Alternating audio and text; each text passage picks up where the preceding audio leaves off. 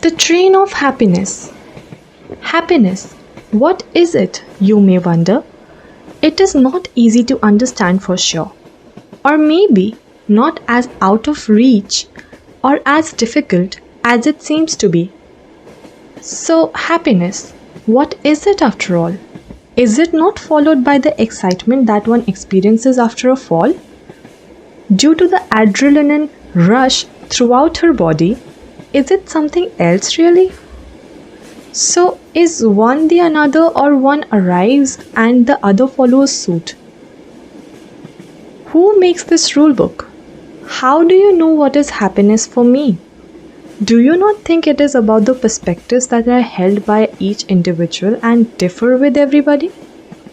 Or then we settle at this argument that happiness is subjective and is dependent on perspectives, and all that are completely positive, those opinions are its augments? Is happiness growth, or is it success? Success is an outcome and growth is progress. So, which among them can we categorize as happiness? And why would not the other be included in this radius? What are the parameters? What is the scale? When the numbers are innumerous, where will you put happiness if I asked you to rate? For one, you may choose salary or money and call it happiness. But then, why is it that even when it is not temporary, people keep saying that they need to find happiness? So then, money is not happiness, but only one of the steps of the staircase that is to be used if one wants to achieve happiness. Then, is happiness equal to achievement, even if it is not seen as success? If you leave what is holding you behind, you will feel a sense of freedom or independence. Intuition brings you insight and wisdom, and you look at the lessons that you learned through your experience. When you come out of the chaos, with regret comes understanding in hindsight. With this, she ends her poem. She can't write any further. She has been struggling to become a writer, a known published writer. She has been working so hard for it that she feels worked up now. All of her thoughts feel as if have dried up now. She thinks of more poems to write. Poems are beautiful, come to me naturally, and are dear to me. Her creations even surprised her at times. Sometimes I write endlessly, but then at the other times I do not know what happens to me. She becomes a bit sad about it. She closes her eyes but feels at peace. Oh no, there is some commotion. What is it? She knows, but she cannot act upon it. I don't want to think about it. It is not fruitful, at least not in the moment. She mutters to herself. Alone in her house, she starts humming. She is a beautiful singer. Singing comes naturally to her, and she loves all about art. She feels one with nature and with all the cultures that have been made by humans. She clicks the pictures of the clouds and never wants to miss an opportunity to see and feel the rain from inside her house. She loves the smell of the soil and deeply inhales it in. She keeps staring at the ground for a very long period of time, as if words will come out of its spaces and pores and will arrange themselves in front of her to write something new. She reads her poem again. Happiness. What makes me happy? She thinks. Compassion, love, animals, birds, and...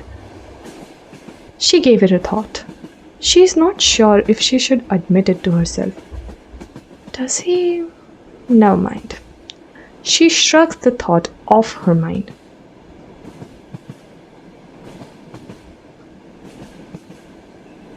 Maybe I should grab a cup of coffee. She mutters and goes to the kitchen to prepare one for herself. She loves drinking hot coffee when the weather becomes a bit colder, like right now. She thinks again. I need to write another poem, she thinks.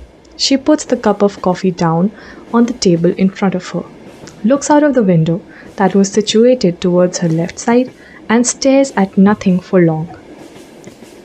Maybe happiness is not as bad a topic to explore further, is it?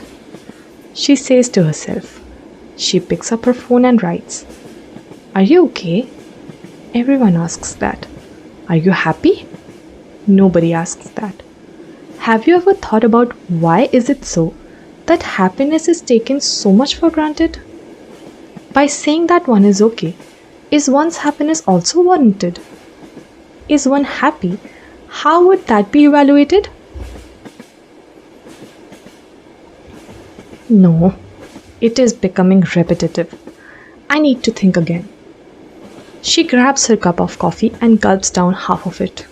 I need to make another one. She sips the rest of it and starts preparing another cup of coffee for herself. Does happiness have a structure to it? She thinks. She thinks about adding it to her poem. Then, taking her cup of coffee with her, she returns to the sofa and sits there. She takes the pen in her hand and continues writing. Does happiness have a structure or a fixed pattern that can be studied? Or is it fluid but not as fixed as one perceives it to be, like gender?